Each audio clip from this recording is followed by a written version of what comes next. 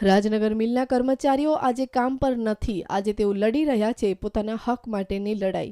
છેલ્લા ઘણા વર્ષોથી કામ કરતા આ લોકોના ઘણા પ્રશ્નો છે જે વણ ઉકેલાયેલા છે। રાજપુર ટેક્સટાઇલ મિલ જે અમદાવાદના અસારવા વિસ્તારમાં આવેલી છે અને આ મિલમાં હજારોની સંખ્યામાં કર્મચારીઓ કામ કરી રહ્યા છે, પરંતુ આ કર્મચારીઓને નથી મળતી સેલરી સ્લીપ કે નથી મળ્યા કોઈપણ પ્રકારના આઈ કાર્ડ।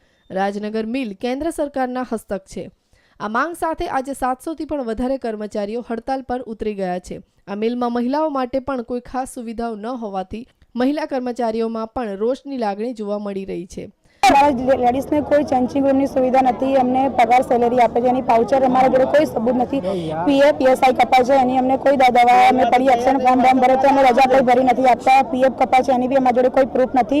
उन्हें बहारना लोग लाइने अँ भरे है और हमने काढ़ी नाखवानो हमनो प्लान है। हमने ओछो पगार हमना लेवलिंग अमरा में भेदभाव करे, हमने झगड़ा बगड़ा करे, हमने मानसिक त्रास आपे हमने हैरान कर हमने काढ़ी मूकवा मांगे छे गुजरात। આ સિવાય મિલમાં કામ કરતા જૂના કર્મચારીઓનો અને નવા ભરતી કરાયેલા કર્મચારીઓના પગારમાં પણ ખૂબ જ તફાવત છે। જો સરકાર દ્વારા જલ્દી કર્મચારીની માંગ પૂરી કરવામાં નહીં આવે તો ભવિષ્યમાં જલદ આંદોલનની ચીમકી ઉચ્ચારવામાં આવી છે।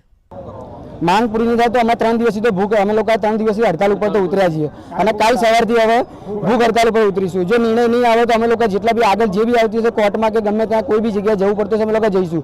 છેવટે કોઈ નહીં સામે તો દિલ્હી સરકારમાં જેની મિલ છે જે ચલાવે છે એ લોકોને જઈશું। એ લોકો જો જવાબ નહીં મળે તો પછી અમે લોકો દેશ જોડે માંગીશું કે અમારે શું કરવું છે।